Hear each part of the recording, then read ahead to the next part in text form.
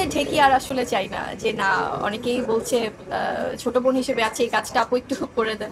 তো এইভাবে আর চাই না, আমি চাই যে কাজের ক্ষেত্রে যেন আমার দর্শকরা আশা মতো না হয়, সেটাই আসলে চাচ্ছি। আমি এখন খুবই চুজি আসলে কাজের ব্যাপারে। আমার দর্শকদের যে একটা ভালোবাসা তৈরি হয়েছে, একটা আগ্রহ তৈরি হয়েছে, একটা দায়বদ্ধতাও কাজ করে। সো আমি র্যান্ডম খুব একটা, যদি বছরে একটি দুটো কাজও করি, খুব কম কাজ করতে চাই, but that has to B qualityful. So শুধুমাত্র যে কাজ করার জন্য করছি, ইটস নট লাইক দ্যাট।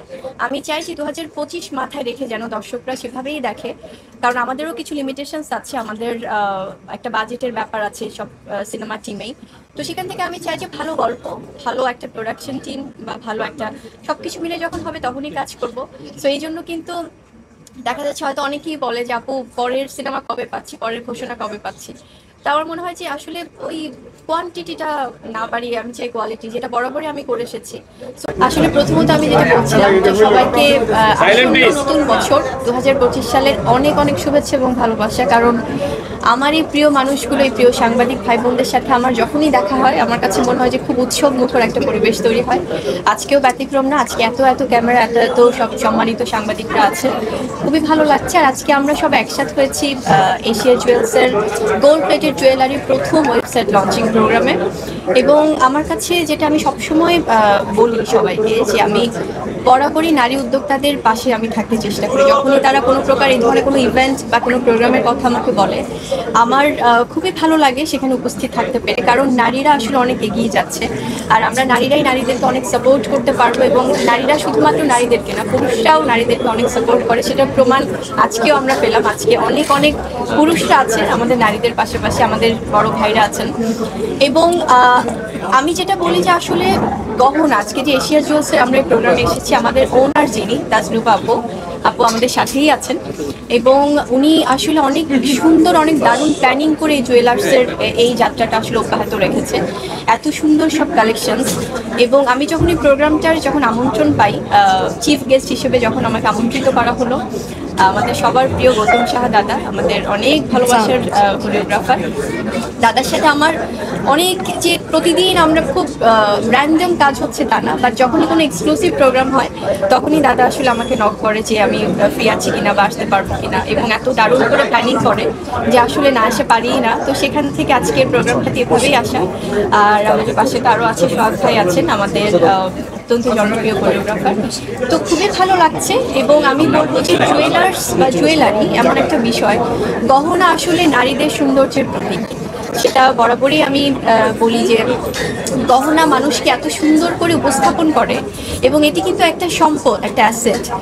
আর শুধুমাত্র নারীরা না, যেমন যখন থেকে 7,000 বছর আগে যখন জুয়েলারির প্রথম গহনা সবাই প্রাচীন যুগ থেকে ব্যবহার করা শুরু করে, তখন নারীদের পাশাপাশি পুরুষরাও ব্যবহার করতো। এবং যদি আমরা বলি যে গোল্ড প্লেটেড বা গোল্ডের বা এই ধরনের, আমাদের এখানে কিন্তু ডায়মন্ড কাট জুয়েলারিও কিন্তু অনেক আছে। তো অনেক অনেক কালেকশন, এবং পুরুষরাও কিন্তু নারীদের পাশাপাশি অনেক জুয়েলারি ইউজ করে, বিকজ এটা আসলে সবার ব্যক্তিত্বের একটা বাহক। তো ভীষণ ভালো লাগছে। আমি চাই এই যে স্মার্টেস্ট যুগে 2025 সাল আসছে, সেখানে প্রথমবারের মতো ওয়েবসাইট লঞ্চিং হলো জুয়েলারি কোনো শপের। তো এটা আসলে দর্শকরা বা যারা ক্রেতারা আছেন তাদের জন্য অনেক সহজলভ্য হবে, তারা সহজেই এখানে কানেক্টেড থাকতে পারবে এবং তারা নিজের পছন্দ মতো আসলে জুয়েলারি সংগ্রহ করতে পারবে।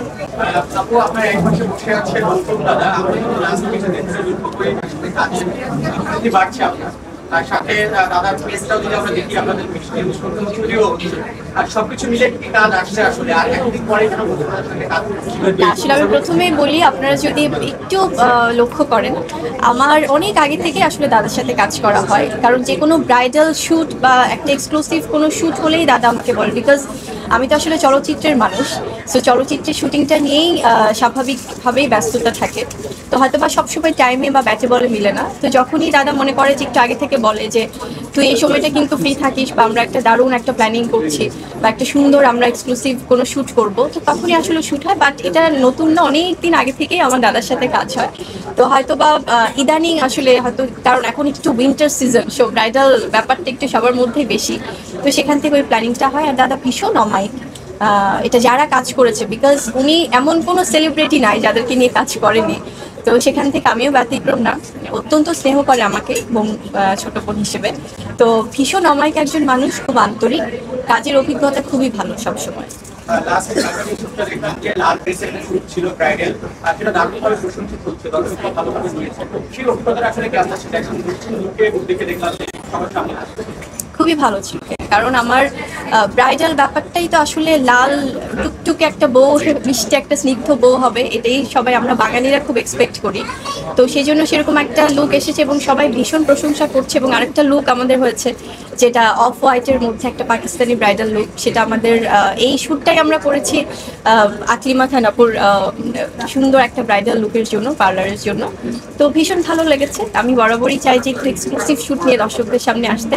তো দাদাও যেমন প্রশংসা পাচ্ছে, আমিও পাচ্ছি। সো থ্যাঙ্কস টু এভরিওয়ান যারা আসলে এটা পছন্দ করেছে। আপনার রূপের প্রশংসিত পাশাপাশি আরেকটা বিষয় হলো আপনার বডি স্কিল ছিল ওই ব্র্যান্ডটা, তাদের আলোচনা সমালোচনা করেছে শুটিংয়ের সাথে ঠিকঠাক মতো যাচ্ছে কিনা, এই মডেলটা আসলে সেই বিষয়টা নিয়ে কি বলবেন? এটা নিয়ে অনেক সমালোচনা হয়েছে। আসলে হয় কি, সবসময় কিছু ডিফারেন্ট না করলে তো এটা নিয়ে কথা হবে না। তো দেখা যায় যে আমরা আমাদের শুটের সময় আমরা জানতাম যে এটা নিয়ে হয়তো বা অনেকে খুব পজিটিভ ভাবে নিবে, আবার হয়তো বা অনেকে একটু ভাববে যে একটু ডিফারেন্ট ভাবে আলোচনা করবে। তো এটাই হয়েছে। তো আমরা আমাদের মনে হয় যে আমাদের জায়গা থেকে আমাদের শুটটা খুব সাকসেসফুল। আর হয় কি, আমরা যদি নতুনদের সাথে কাজ না করি, আমরা যারা বেশ কয়েক বছর হয়ে গেছে, আমার হয়তো বা 9-10 বছরের একটা জার্নি, তো সেখানে আমরা যদি নতুনদের সাথে কাজ না করি, যদি একটু ডিফারেন্ট না লাগে, তো সেখানে আসলে চেঞ্জেস পাবে না দর্শকরা। তো ওইটাই আসলে করা হচ্ছে, একটা এক্সপেরিমেন্টাল শুট করা হয়েছে এবং আমরা সাকসেস যে সবাই এটা নিয়ে কথা বলছি। Thank you. যদি একটু তার সঙ্গে আসি, আমরা জানি যে কিছুদিন আগে কয়েকদিন আগে আপনার আমাদের আমাদের সাথে কয়েকটা সিনেমা করেছেন, আর এই গল্পটা নিয়ে কিছু বলেন। এটা নিয়ে আসলে হয় কি, আমার বেশ কয়েকটা মুভির কাজ রেডি হয়ে আছে, যেগুলো হয়তো বা সামনে এক এক করে মুক্তি পাবে এবং আপনারা দেখতে পাবেন। কারণ আপনারাই তো আমার কাজগুলো দর্শকদের কাছে পৌঁছে দেন। কারণ শিল্পীদের এবং সাংবাদিকদের মধ্যে যে একটা সুন্দর মেলবন্ধন, এটা আসলে খুবই দারুণ, খুবই চমৎকার। সো আপনাদের মাধ্যমে আমার কাজগুলো পৌঁছাবে।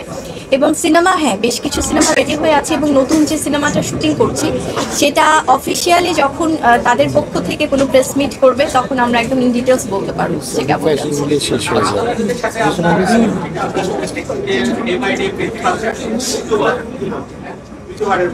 সেক্ষেত্রে কেমন সম্ভাবনা দেখছেন? আপনি অনেক ইন্ডাস্ট্রিতে আছেন, বলা হয় যে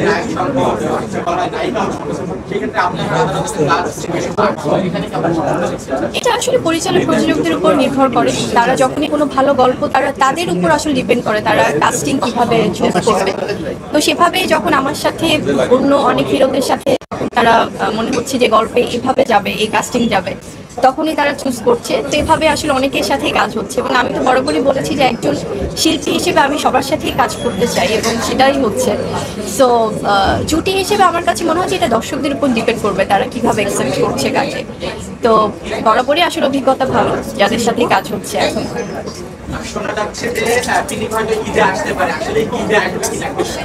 এটা আসলে প্রোডাকশন হাউসের উপর নির্ভর করবে, কারণ আমরা তো অনেক সময় অনেক অ্যানাউন্সমেন্ট শুনতে পাই, অনেক প্ল্যানিং থাকে। তো এটা তাদের উপর ফাইনালি ডিপেন্ড করবে, তারা ঈদে আসবে নাকি কোনো একটা উৎসবে আসবে নাকি কিভাবে আসবে। সো আমরা তো অ্যাজ এন আর্টিস্ট হয়তো আমরা জানি যে আমাদের শুটিংটা প্রপারলি শেষ করতে হবে। তো মুক্তির বিষয়টা সম্পূর্ণ পরিচালক প্রযোজকদের উপর। সর্বশেষ বুবলিকে প্রহেলিকার সিনেমাতে যেভাবে উপস্থাপন করেছিল, সেখান থেকে দর্শকের আমাদের একটা আগ্রহ তৈরি হয়েছে তার অভিনয়ের সত্তাটাকে নিয়ে। এই ধরনের ক্যারেক্টার বা ওই ধরনের ক্যারেক্টার প্রহেলিকার সিনেমাকে ছাড়িয়ে দেখতে পাবো। হয় কি, আসলে প্রত্যেকটা চরিত্রতেও আলাদা আলাদা, কোনোটার সাথে কোনোটার মিল নেই।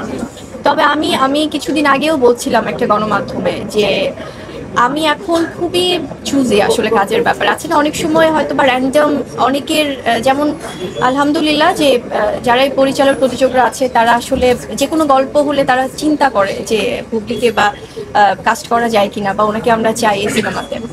তো সেখান থেকে আমার দর্শকদের যে একটা ভালোবাসা তৈরি হয়েছে, একটা আগ্রহ তৈরি হয়েছে, একটা দায়বদ্ধতাও কাজ করে। সো আমি র্যান্ডম খুব একটা, যদি বছরে একটি দুটো কাজও করি, খুব কম কাজ করতে চাই, but that has to B qualityful. So শুধুমাত্র যে কাজ করার জন্য করছি, ইটস নট লাইক দ্যাট। আমি চাই যে 2025 মাথায় রেখে যেন দর্শকরা সেভাবেই দেখে, কারণ আমাদেরও কিছু লিমিটেশনস আছে, আমাদের একটা বাজেটের ব্যাপার আছে সব সিনেমা টিমেই। তো সেখান থেকে আমি চাই যে ভালো গল্প, ভালো একটা প্রোডাকশন টিম বা ভালো একটা সবকিছু মিলে যখন হবে তখনই কাজ করব। সো এই জন্য কিন্তু দেখা যাচ্ছে হয়তো অনেকেই বলে যে আপু পরের সিনেমা কবে পাচ্ছি, পরের ঘোষণা কবে পাচ্ছি। তা আমার মনে হয় যে আসলে ওই কোয়ান্টিটিটা না বাড়িয়ে আমি চাই কোয়ালিটি, যেটা বরাবরই আমি করে এসেছি। সো অনুরোধে ঢেকে আর আসলে চাই না যে না, অনেকেই বলছে ছোট বোন হিসেবে আছে এই কাজটা আপু একটু করে দেন। তো এইভাবে আর চাই না, আমি চাই যে কাজের ক্ষেত্রে যেন আমার দর্শকরা আশাহত না হয়, সেটাই আসলে চাচ্ছি।